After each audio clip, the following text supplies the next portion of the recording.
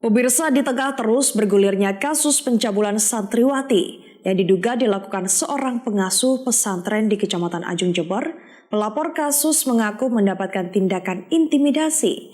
Tak hanya ancaman verbal ataupun penulisan status di media sosial, tekanan juga berupa permintaan mediasi kepada pelapor. Kasus dugaan pencabulan terhadap sejumlah santriwati yang diduga dilakukan MF, pengasuh sebuah pondok pesantren di Desa Mangaran Ajung, terus didalami penyidik Satreskrim Polres Jember.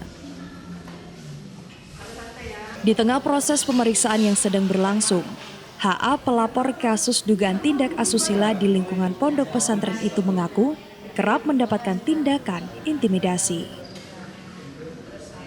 Tak hanya ancaman verbal maupun penulisan status di media sosial, tekanan juga berupa permintaan mediasi dari terlapor serta keluarganya.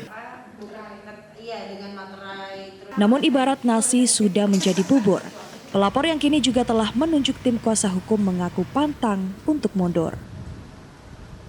Apalagi tim kuasa hukum pelapor menemukan indikasi kuat telah terjadi pelanggaran tindak pidana kekerasan seksual atau TPKS dalam kasus yang kini menjerat MF sebagai terlapor.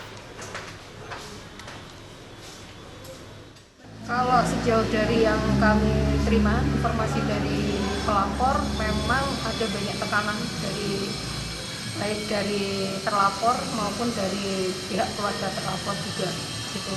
Baik itu mulai dari ancaman verbal, juga kemudian melalui status WA, dan juga melalui cara yang paling ini terbaru adalah melalui jalan halus, itu meminta untuk mediasi.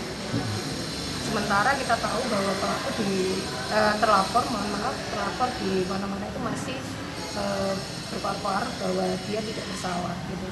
Sebenarnya kan kalau keinginan dari pelapor kan simpel, dilakukan hal yang seperti itu, terus kemudian akuilah itu dan ikuti prosesnya secara itu aja.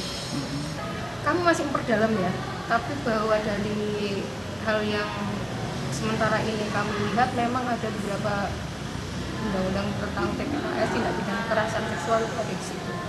Juga ada tipu muslihat, ada bujuk rayu gitu kepada santri-santrinya, sehingga kemudian terjadi kekerasan seksual.